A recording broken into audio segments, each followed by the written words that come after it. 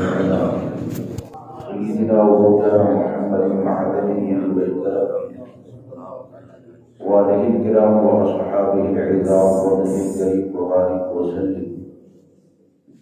صلاة وسلام عليك يا سيدي يا سيدي يا رسول الله صلى الله تعالى عليه وسلم. سامعین کرام و رفیقان گرامی، مجھے چند باتیں عرض کرنی ہے نبی اکرم صلی اللہ تعالیٰ علیہ وسلم کی عزت و عظمت کے حوالے سے،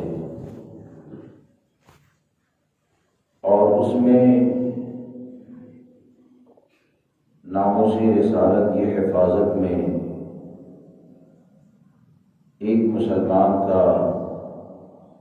کردار اور عمل کیا ہونا چاہیے۔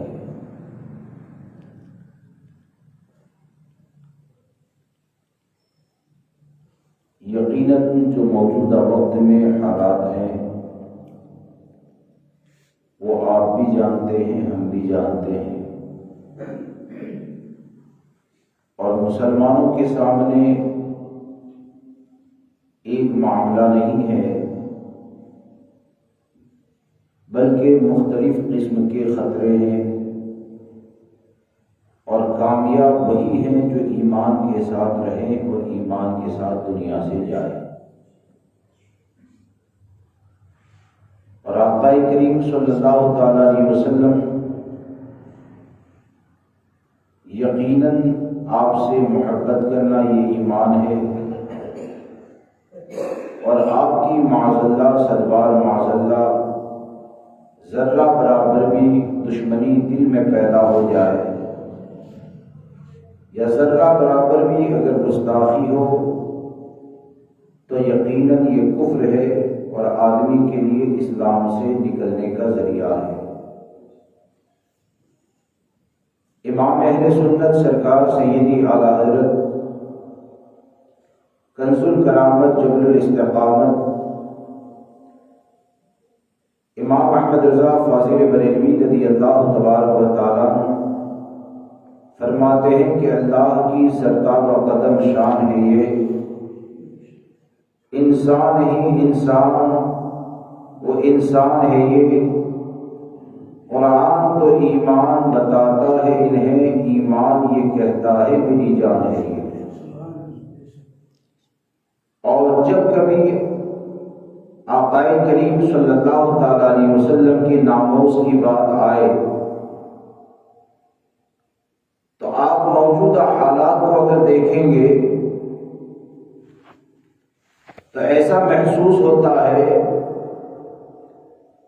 کہ نیٹ کے زمانے میں نہ جانے روزانہ ہزاروں لوگ سرور کائنات فخر موجودات صلی اللہ تعالی علیہ وسلم کی شان میں گستاخیاں کرتے ہیں، اور قوم مسلم کا حال اور ہماری بزدلی کا معاملہ یہ ہو گیا کہ ایسے حالات میں اور ایسے ماحول میں کہ جب بحیثیت ایک مسلمان کے ہماری ذمہ داری ہے کہ ہم اپنے بیوی بچوں کے بارے میں بعد میں سوچیں، اپنی ذات کے بارے میں بعد میں سوچیں، اور اس بات کا یقین رکھیں کہ نبی اکرم صلی اللہ تعالی علیہ وسلم کے ناموس پر اگر تمہارا مال قربان ہوا تو یہ مال بھی جنت میں جانے کا ذریعہ،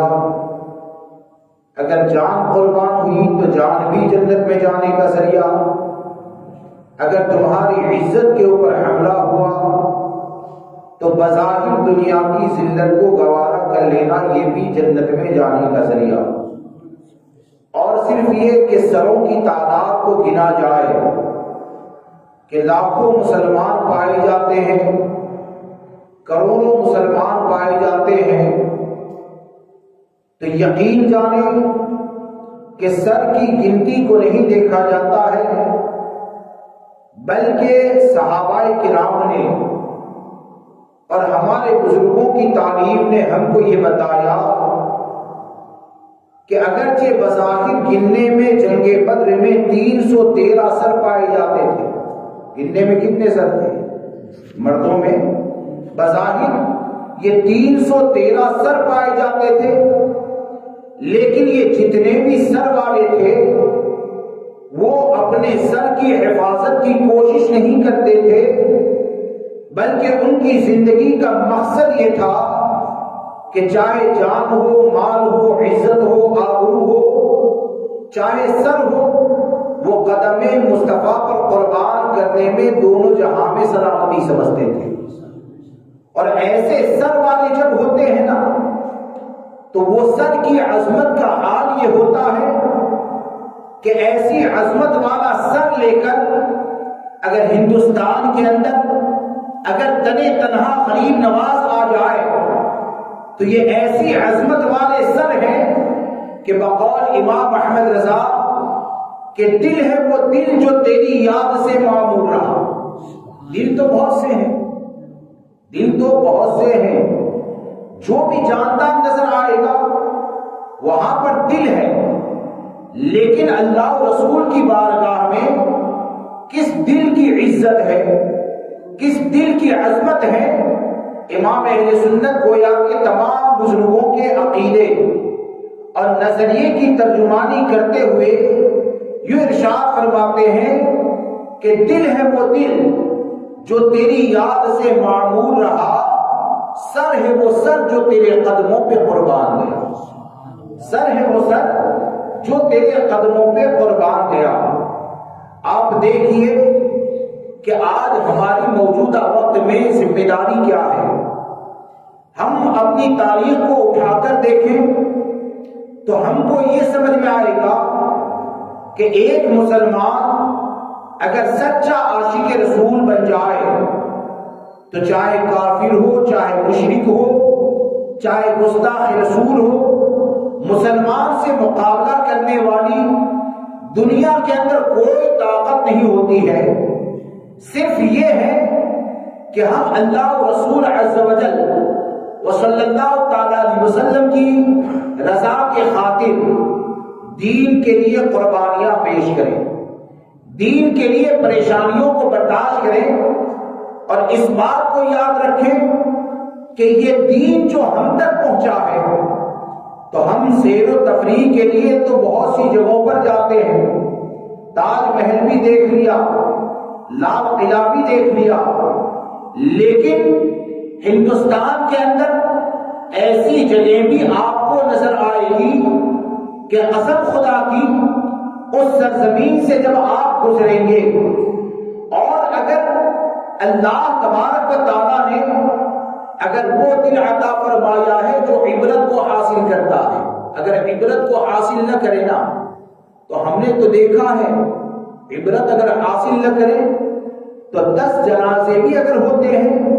تو چہرے پہ اثر نہیں ہوتا ہے۔ عبرت حاصل کرنے والا اگر دل ہے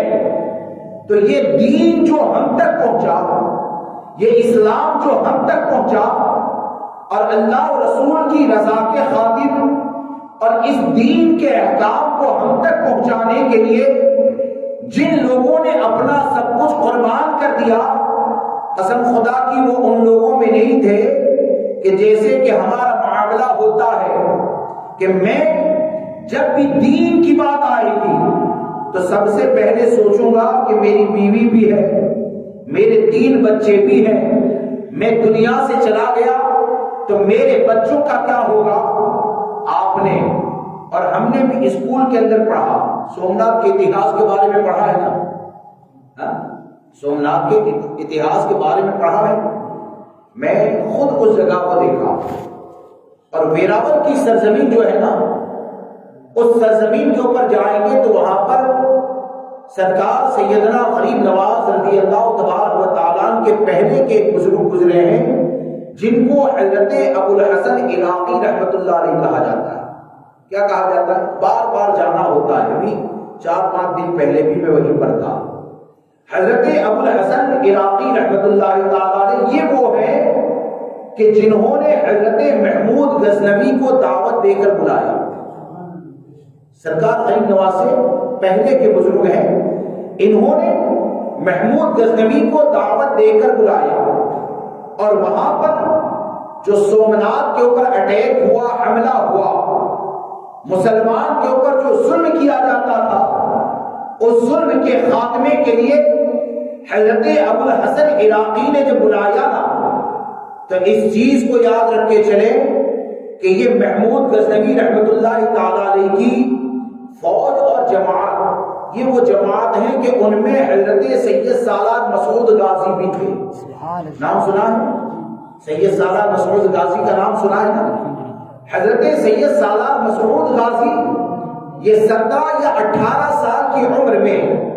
وہ سید سالار مسعود غازی بھی اس میں پائے جاتے تھے، اور اس میں حضرت سید ظفر و مظفر خاندان اہل بیت سے تعلق رکھنے والے جو دو بزرگ ہیں، حضرت ایک کا نام سید ظفر ہے، اصل نام ہے جعفر، لیکن اب بولتے بولتے ظفر ہو گیا، سید ظفر اور سید مظفر، یہ دو بزرگ ہیں نا۔ تو سومنات کے اوپر کئی مرتبہ اٹیک ہوا، کامیابی نہیں ملی، تو اس رات میں محمود غزنوی کو یہ بشارت دی جاتی ہے کہ یہ جو پوری فوج کا خیمہ لگا ہے نا، تو اس خیمے کے اندر ہوا کی تیزی کی بنیاد پر، طوفان کی بنیاد پر تمام خیمے یہ اکھڑے ہوئے نظر آئیں گے، لیکن یہ کہ اس میں ایک خیمے میں 2 سیدزادے ہیں، ایک خیمے میں 2 سیدزادے ہیں، ان کا خیمہ بھی سلامت ہے اور ان کے خیمے میں روشن ہونے والا چراغ بھی سلامت ہے۔ اور یاد رکھو کہ یہ جو قلعہ ہے نا، اگر فتح ہوگا تو یہ دونوں سادات کے ہاتھ ہی کے اوپر فتح ہوگی، یہ قلعہ یہ دونوں سادات کے ہاتھ ہی کے اوپر فتح ہوگا، اور حضرت سید ظفر و مظفر نے اس قلعے کو فتح کرنے میں سب سے پہلے اپنی جان کو قربان کیا، سب سے پہلے اپنی جان کو قربان کیا۔ قسم خدا کی آپ وہاں سے گزریں گے نا تو کہا یہ جاتا ہے، مشہور یہ ہے کہ جو راستے بنے ہیں اس راستے پر بھی شہیدوں کے مزار، اور ہمارے گاؤں میں جو قبرستان ہے نا، اس سے 10 گنا بڑا قبرستان یہ شہیدوں کا ہے۔ کس کا ہے؟ بولیے، شہیدوں کا، یہ شہیدوں کا قبرستان ہے۔ اب یہاں پر یہ جو شہداء کی قبریں ہندوستان کے اندر پائی جاتی ہیں، غزنوی سے آنے والی فوج نے اپنا سب کچھ قربان کیا، تو یہ قبریں ہم کو کیا درس دیتی ہے؟ یہ مزارات کے ذریعے یہ شہداء نے جو اپنے خون کو قربان کیا، جان کو قربان کیا، یہ کس بات کا سبق دیتے ہیں؟ یہ راستے سے جب گزرتے ہیں تو گویا کہ یہ اس بات کا درس دیتے ہیں کہ اے مسلمانوں، تمہارے دلوں میں جو محبت رسول کا چراغ روشن ہے، تم جو آج نبی اکرم صلی اللہ تعالی علیہ وسلم کا کلمہ پڑھتے ہو، تو یاد رکھنا یہ اسلام جو تم تک پہنچا ہے وہ اس طرح نہیں پہنچا ہے کہ جان دیتے وقت یہ سوچا کہ میں شہید ہو گیا تو میری بیوی کو خبر کون کرے گا، یہ نہیں سوچا کہ میرے ماں باپ کا سہارا چلا جائے گا، یہ نہیں سوچا کہ میرے بچے یتیم ہو جائیں گے، بلکہ ان لوگوں نے دین کی سربلندی کے لیے اپنا سب کچھ قربان کیا، اور اللہ رسول کی رضا کے لیے جب اپنا سب کچھ قربان کرتے ہیں تو یہ ان کی قربانیوں کا نتیجہ ہے کہ آج ہم کلمہ پڑھتے ہوئے نظر آتے ہیں، ان کی قربانیوں کا نتیجہ ہے کہ آج ہم کلمہ پڑھتے ہوئے نظر آتے ہیں۔ وہ اتنے غیرت والے کہ ایک مسلمان عورت کے اوپر ظلم ہو تو دین کا جھنڈا گاڑ دے، اور ہمارا حال یہ ہوتا ہے کہ جگہ جگہ پر نبی اکرم صلی اللہ تعالی علیہ وسلم کی شان میں گستاخیاں ہو تو ہمارا جہاد کیا ہوتا ہے؟ ورکشاپ کے اوپر ایک میسج بنا دیا، ہمارا جہاد کیا ہوتا ہے؟ ورکشاپ کے اوپر چند باتیں کر دی، آدھے گھنٹے کے لیے نوجوان بیٹھ کر اس چیز کے بارے میں چرچا کرتا ہے، لیکن وہی نوجوان آدھے گھنٹے کے بعد مسکراتا ہوا نظر آتا ہے، وہی نوجوان ان چیزوں سے غافل ہو جاتا ہے۔ اس بات کو یاد رکھیں دوستو کہ اگر نبی اکرم صلی اللہ تعالی علیہ وسلم کی اگر عظمت پر قربان ہونے کا جذبہ ہے تو یقین جانیں حضور کی ناموز کے اوپر جو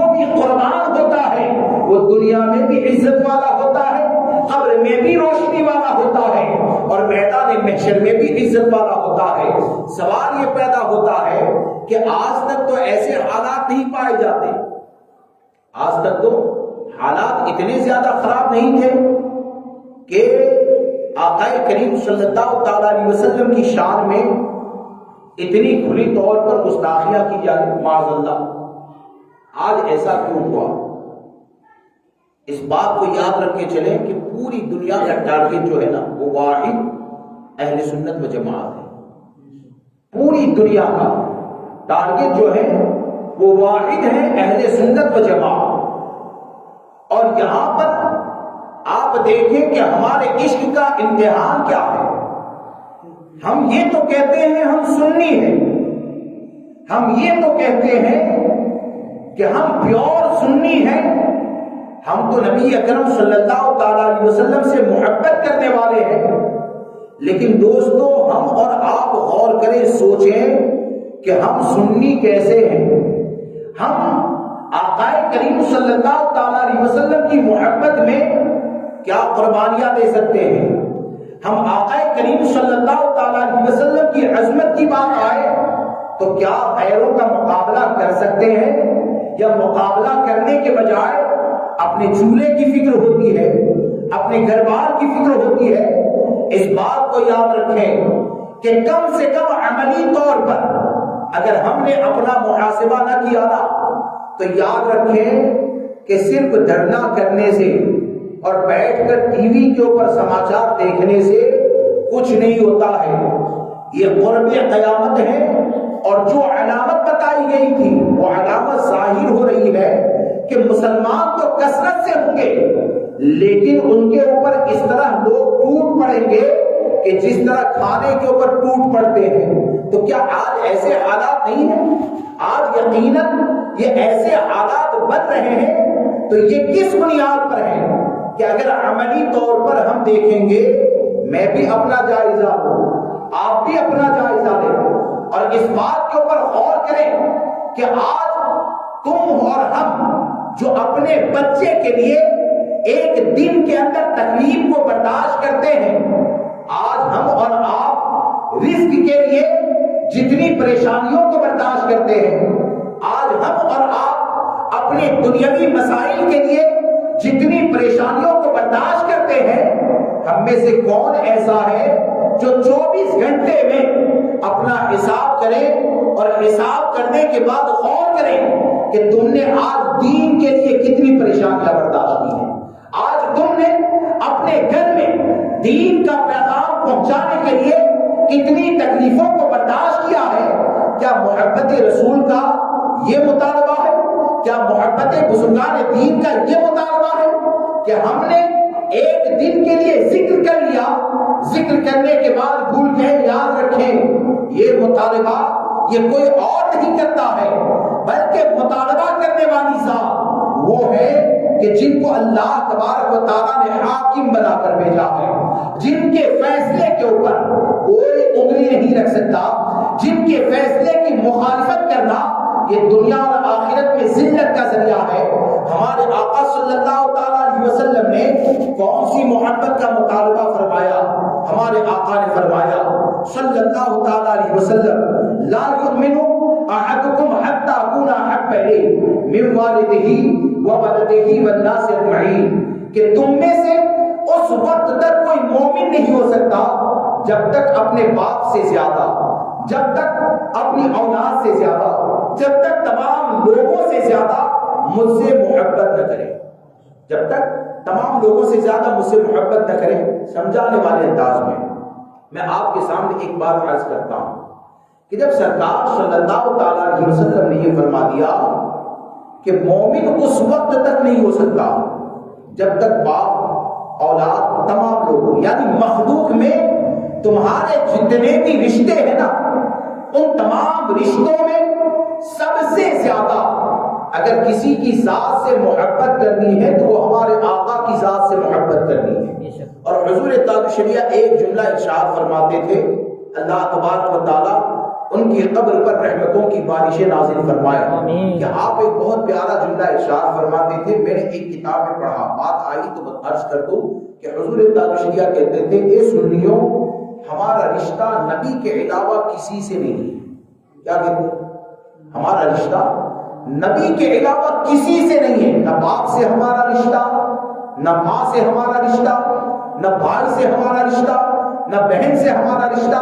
تو حضرت کی تحریر جب میں نے پڑھی کہ حضرت یہ کیا فرما رہے، پھر آگے حضرت وضاحت فرماتے ہیں کہ ہمارا اصل جو رشتہ ہے نا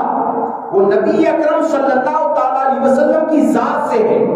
اب اگر باپ سے محبت کرنی ہے تو باپ سے محبت کرنے سے پہلے یہ دیکھنا پڑے گا کہ وہ حضور سے محبت کرنے والا ہے کہ نہیں۔ اگر ماں سے محبت کرنی ہے تو دیکھنا پڑے گا کہ ماں حضور سے محبت کرنے والی ہے یا نہیں۔ بھائی اور بہن سے محبت کرنی ہے تو دیکھنا پڑے گا کہ بھائی اور بہن کے دل میں محبت رسول ہے یا نہیں۔ کیا سمجھ میں آیا؟ حضور تاج الشریعہ گویا کہ تمام اسلاف کے